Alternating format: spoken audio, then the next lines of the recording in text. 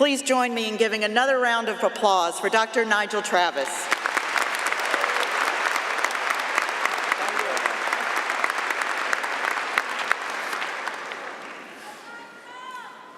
Well, good morning, everyone. I'm truly delighted to be here at Johnson & Wales University on this very happy day for all of you, and indeed for me. I would like to thank Chancellor Rooney, President Bernardo Souza, and Provost Auclair, the Board of Trustees, the faculty, and everyone associated with this prestigious university for the honorary degree I've just received. It's indeed a great honor. Now, I've given one commencement speech before, but that was back in 1990. So I had to go on the internet to find out what's required today.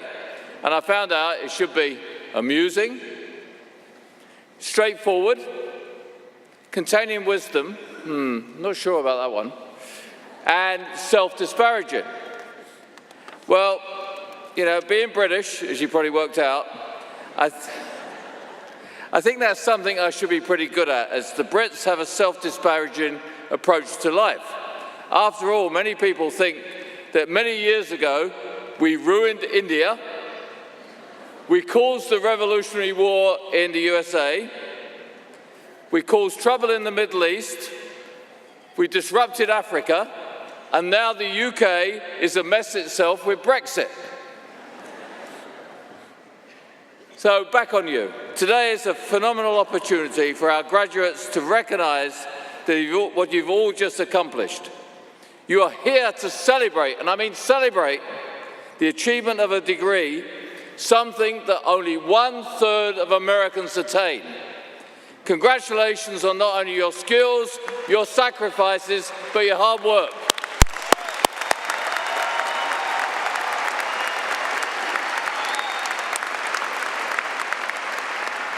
Now, I've been working for just about 50 years, yes, 50 years. And during that time, I've seen the technological migration from the golf ball typewriter in 1970. Now, I recognize that many of you here have never seen a typewriter. And we've migrated to the handheld use of mobile devices that are prevalent globally.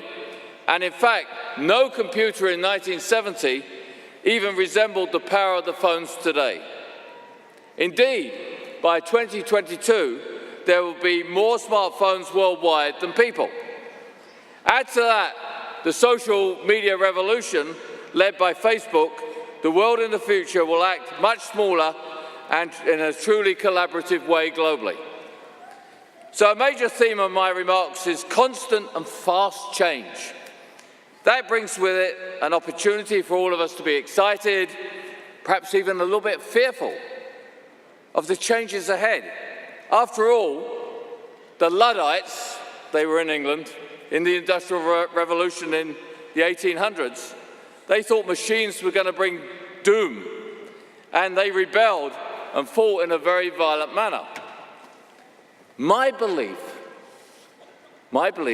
is that you have to love, and yes, I mean love, technological change and stay ahead of it.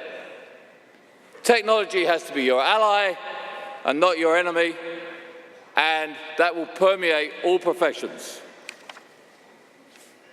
Now, what all that change does mean is that in your lifetime, and I'm talking to all the graduates, you'll probably change career and certainly jobs many times.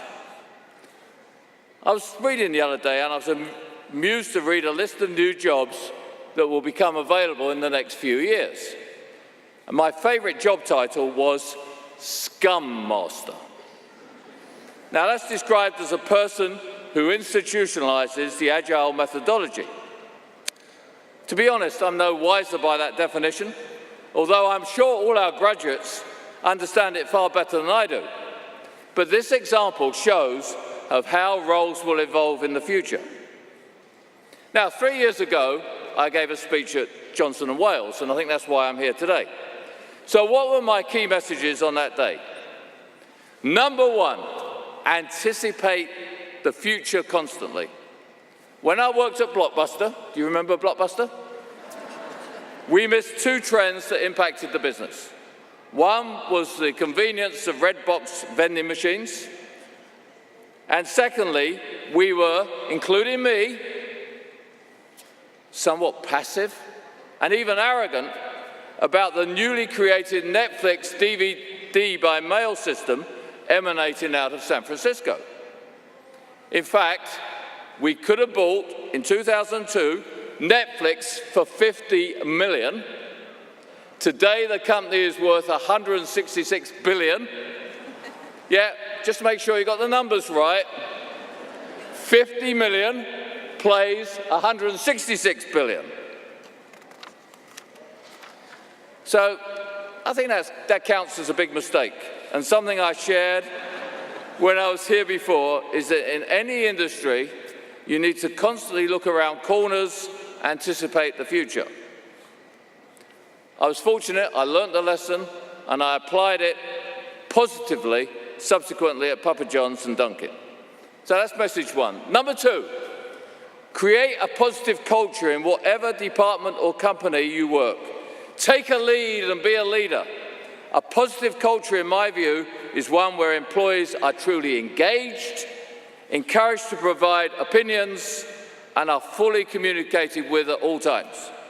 The culture should be one rich in the soft skills of questioning, of listening, open and constructive challenge, giving back to the community, and dare I say, with a touch of humor.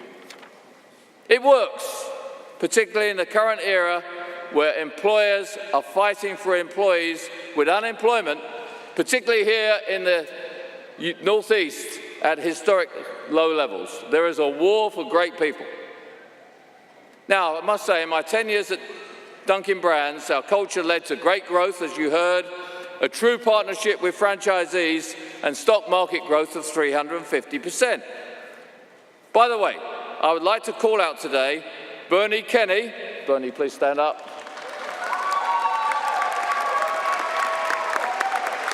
Bernie is not only a lecturer here at Johnson & Wales, but also an excellent Dunkin franchisee with 17 stores. And the positive culture, as you heard, also works at an English football team called Leyton Orient, where, as you heard, I'm chairman, and we're playing at Wembley tomorrow. Number three, passion. Passion. Love what you do every day. And I've been fortunate to have enjoyed so many different jobs in many different industries in the past 50 years. It's been fun. It's been educational. It's been stretching. It's been challenging. It's been stressful at times, but most of all, fulfilling. Why? Well, firstly, I think I have natural enthusiasm, but by being very clear about the goals needed to achieve success, I've been very motivated to achieve those goals. However, you must work in areas that truly make you excited because passion usually translates into exceptional performance. Now, you're going to say, well, it's all right for you, you're at a senior level. True. But I found the opportunities to be passionate in my early career in companies as diverse as Kraft Foods, or as we say in England, Kraft Foods and Rolls-Royce. Passion, let me tell you, comes from within. It comes from the heart and is a critical ingredient in success. If you cannot get passionate about it, don't do it. Stay true to the path you want and follow it hard. So they're my three tips for success. Anticipate the future, set up a positive culture through people, and find your passion every single day. I had a boss once who saw straight lines and symmetry as, this is a very bad phrase, as a tidy graveyard. And not realistic of the real world. But he was right. The world is not tidy and never will be. Your road, your career ahead, like mine, will have deviations you do not expect. It will have bumps that will hold you back. It will have unseen battles to fight and personal and health challenges to overcome. My advice is bend with the road, see every challenge as beneficial in your development rather than a stop sign. Deviate when necessary, and do not make the mistake I have seen impact negatively so many careers. Do not always plan your next job move, your next step in your career, but focus simply on being successful today. Success will follow those who do a good job. Opportunities will then follow, and be prepared at the same time to take some risks. When I go back to when I graduated, which was 1972, I did not expect to transport my family twice across the Atlantic, but in doing so, bigger and better opportunities followed, and the risk was worth it. Yes, the risk, that's the key word, was worth it. Success requires some risk-taking, and that's what made America successful throughout the years. In closing, ladies and gentlemen, I admit to being an optimist and truly think the world will be an even better place in the next 20 to 30 years. But it will be a different place, and one I hope that you have helped shape to be positive. I hope my comments today have helped you think about that, and I will finish with a quote I love and ask you to think about it. Up until the age of 5, I lived in London in Winston Churchill's constituency. Yes, he was my MP. A constituency means district in America.